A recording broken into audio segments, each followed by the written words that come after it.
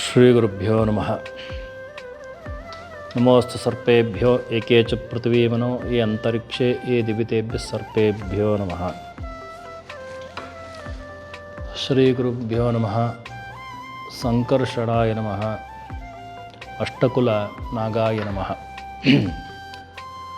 ಎಲ್ಲ ವೀಕ್ಷಕರಿಗೆ ನಮಸ್ಕಾರಗಳು.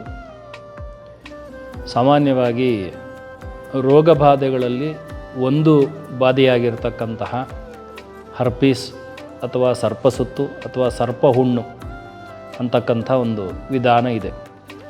ಸಾಧಾರಣವಾಗಿ ಇದು ಯಾವಾಗ ಬರುತ್ತೆ, ಯಾಕೆ ಬರುತ್ತೆ, ಔಷಧಿ ಇದೆಯಾ ಇಲ್ಲವಾ, ಏನು ಮಾಡಬೇಕು, ಇದೆಲ್ಲವನ್ನು ಸ್ವಲ್ಪ ವಿಸ್ತಾರವಾಗಿ ಹೇಳ್ತೀವಿ. ದಯವಿಟ್ಟು ನೀವು ತಿಳ್ಕೊಳ್ಳಿ.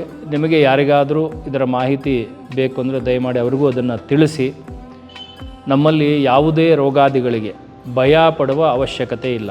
ಯಾಕೆಂದರೆ ನಿಮಗೆಲ್ಲ ಈಗಾಗಲೇ ಎಲ್ಲರಿಗೂ ತಿಳಿದ ಹಾಗೆ ಕೋವಿಡ್ ಬಂದಿದೆ. ಅದಕ್ಕೆ ಪರಿಹಾರಕ್ಕೆ ಔಷಧಿಗಳನ್ನು ಕೂಡ ನಮ್ಮ ದೇಶವೇ ಕೊಟ್ಟಿದೆ. ಹಾಗಾಗಿ ಭರತಖಂಡದಲ್ಲಿ ಇರತಕ್ಕಂತಹ ಔಷಧಿ ಇಲ್ಲ ಅನ್ನುವ ಯಾವುದೇ ಒಂದು ವಿಧಾನ ಇಲ್ಲ.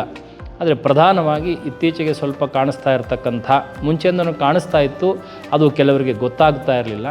ಹಾಗಾಗಿ ಈಗ ಕಾಣ್ತಾ ಇರತಕ್ಕಂಥದ್ದು ಈ ಹರ್ಪೀಸ್ ಅಂತ.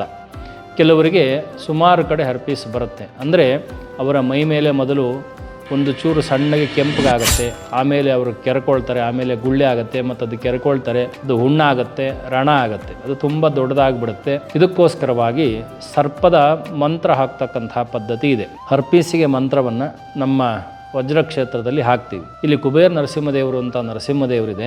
ಹಾಗಾಗಿ 3 ದಿವಸ ಅಲ್ಲಿ ಮಂತ್ರವನ್ನು ಹಾಕಿಸಿಕೊಂಡ ನಂತರದಲ್ಲಿ ಅಲ್ಲಿ ಅಭಿಷೇಕ, ಅರ್ಶನದ ಅಲಂಕಾರವು ವಿಶೇಷ.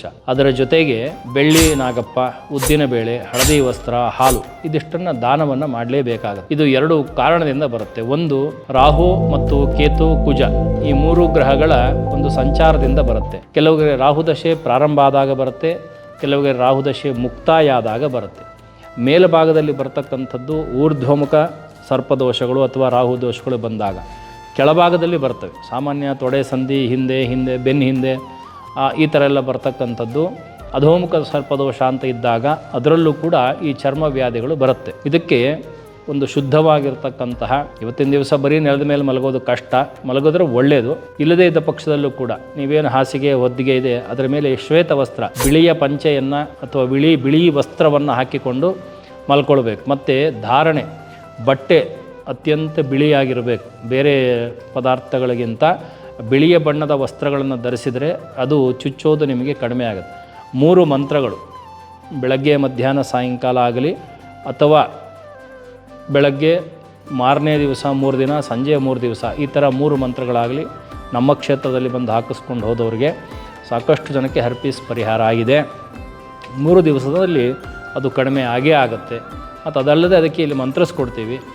ಅಶ್ವಗಂಧ ಮತ್ತು ರೋಸ್ ವಾಟರ್ ಈ 2 ತಂದರೆ ಇದರಲ್ಲಿ ಮಂತ್ರಿಸಿ ದೇವರಿಗೆ ಹಾಕಿರ್ತಕ್ಕಂಥ ಅರಿಶಿಣ ಕೂಡ ಅದಕ್ಕೆ ಹಾಕಿ ಅದನ್ನು ಅಭಿಮಂತ್ರಣ ಮಾಡಿ ಕೊಡ್ತೀವಿ. ಅದನ್ನು ಆ ಜಾಗದಲ್ಲಿ ಲೇಪನ ಮಾಡಿದ್ರೆ ಅದೇ ಎಲ್ಲ ಕಿತ್ಕೊಂಡು ಬಿದ್ದು ಹೋಗುತ್ತೆ. ಅದು ಕೂಡ ಹರ್ಪೀಸಿಂದ ಇದು ನಡೀತಕ್ಕಂಥ ಒಂದು ಚರ್ಯೆ. ಸಾಮಾನ್ಯವಾಗಿ ಈ ರಾಹುದೋಷದಿಂದಲೇ ಇದು ಹೆಚ್ಚಾಗಿ ಬರುತ್ತೆ. ಇಂಥವರು ಭಯ ಪಡಬೇಕಾಗಿಲ್ಲ. ಅನೇಕ ವೈದ್ಯರುಗಳು ಸ್ವಲ್ಪ ಅದನ್ನು ಒಂಚೂರು ಹೆದರಿಸೋದು ಇದೆ. ಅದು ಬಂದರೆ ತೊಂದರೆ ಆಗುತ್ತೆ ಅಂತ. ತೊಂದರೆ ಆಗುತ್ತೆ ಸಹಜ, ಆದರೆ ಅದಕ್ಕೆ ಪರಿಹಾರ ಮಾರ್ಗವಾಗಿರ್ತಕ್ಕಂಥ ಒಂದು ಮಂತ್ರದಿಂದ ಇದು ಬೇಗ ಹರ್ಪೀಸ್ ಮತ್ತು ಜಾಂಡೀಸ್ ಇದೆರಡು ಮಂತ್ರದಿಂದ ಪರಿಹಾರ ಆಗುತ್ತೆ. ಅದರ ಜೊತೆಗೆ ಔಷಧಿಯನ್ನೂ ಸಹ ಮಾಡಿದರೆ ಇನ್ನೂ ಬೇಗ, ಅಂದರೆ 50% ಆಗೋದು 100% ರಿಸಲ್ಟ್ ಬೇಗ ಬರುತ್ತೆ.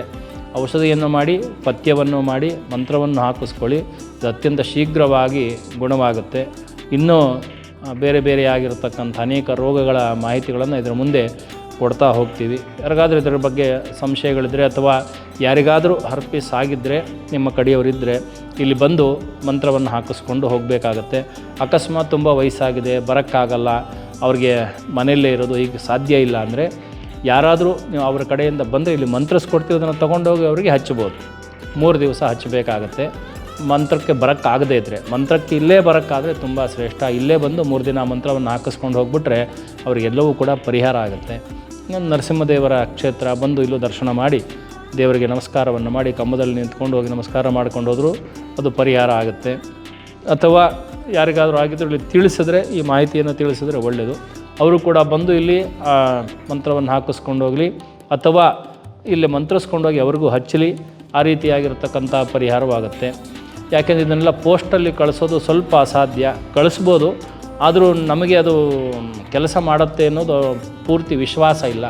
ಹಾಗಾಗಿ ಅದೊಂದು ಸ್ವಲ್ಪ ಅನಾನುಕೂಲ ಇರೋದರಿಂದ ಯಾರಾದರೂ ಬಂದು ತೊಗೊಂಡೋದ್ರೆ ಒಳ್ಳೆಯದು. ಇದನ್ನು ಇಷ್ಟನ್ನು ಒಂದು ಮಾಹಿತಿಯನ್ನು ಹೇಳೋದು ಒಳ್ಳೆಯದು. ಹಾಗಾಗಿ ಈ 3 ದಿನಗಳಲ್ಲಿ ಕೆಲವರ ಅಭಿಪ್ರಾಯ ಇದೆ, ಸ್ನಾನ ಮಾಡಬೇಕಾ, ಪೂಜೆ ಮಾಡಬೇಕಾ, ಅರ್ಪಿಸಿದ್ದಾಗ ಮಾಡಬಾರ್ದಾ ಅಂತಾರೆ. ಇದೆಲ್ಲ ನಿತ್ಯ ಕರ್ತವ್ಯ, ಇದಕ್ಕೇನು ಸಂಬಂಧ ಇಲ್ಲ. ನಿಮ್ಮ ಪಾಡಿ ನೀವು ಸ್ನಾನ ಮಾಡ್ಬೋದು, ಪೂಜೆ ಮಾಡ್ಬೋದು, ಎಲ್ಲವನ್ನು ಮಾಡ್ಬೋದು, ಇದಕ್ಕೇನು ಸಂಬಂಧ ಇಲ್ಲ. ಅದು ರಾಹು ದೋಷಕ್ಕೋಸ್ಕರವಾಗಿ ಬಂದಿರುತ್ತೆ. ಹಾಗಾಗಿ ಅವೆಲ್ಲ ಏನು ಹೇಳೋದಿಲ್ಲ, ಯಾವ ನಿಯಮನೂ ಇಲ್ಲ. 3 ದಿವಸ ಆದಮೇಲೆ ನಾಗಪ್ಪನಿಗೆ ಹಾಲು, ಅರಿಶಿಣ, ಅಕ್ಕಿ ಹಿಟ್ಟು 3 ಮಿಶ್ರಣ ಮಾಡಿ, ಎಳ್ಳೀರಿಂದ ಮಿಶ್ರಣ ಮಾಡಿ, ಅದು ನಾಗರ ಕಲ್ಲಿಗೆ ಹಚ್ಚಿ ಕ್ಲೀನಾಗಿ ಅದನ್ನು ಮತ್ತೆ ತೊಳೆದು ಪೂಜೆ ಮಾಡಿ ಬನ್ನಿ. ಅರ್ಧಂಬರ್ಧ ಮಾಡಿ ಬಿಟ್ಟು ಬರಬಾರ್ದು. ಅದನ್ನು ಕ್ಲೀನಾಗಿ ಎಲ್ಲ ತೊಳೆದು ಪೂಜೆ ಮಾಡಿ ಬಂದರೆ ಇದು ಅತ್ಯಂತ ತಾಪ ಏನಿರುತ್ತೆ ಅವರಿಗೆ ಚುಚ್ಚುತ್ತಾ ಇರುತ್ತೆ, ಉರಿ ಆಗ್ತಿರುತ್ತೆ, ಸಂಕಟ ಆಗ್ತಾ ಇರುತ್ತೆ, ಇದೆಲ್ಲವೂ ಕೂಡ ಅದರಿಂದ ಕಡಿಮೆ ಆಗುತ್ತೆ. ಹಾಗಾಗಿ ತಕ್ಷಣದಲ್ಲೇ ಕಡಿಮೆ ಆಗೋದಕ್ಕೆ ಈ ಸರ್ಪದ ಮಾರ್ಗ ಇದು ಅತ್ಯಂತ ವಿಶೇಷ ಅಂತ ಈ ಸಂದರ್ಭದಲ್ಲಿ ಹೇಳ್ಬೋದು. ನಮಸ್ಕಾರ, ಧನ್ಯವಾದ.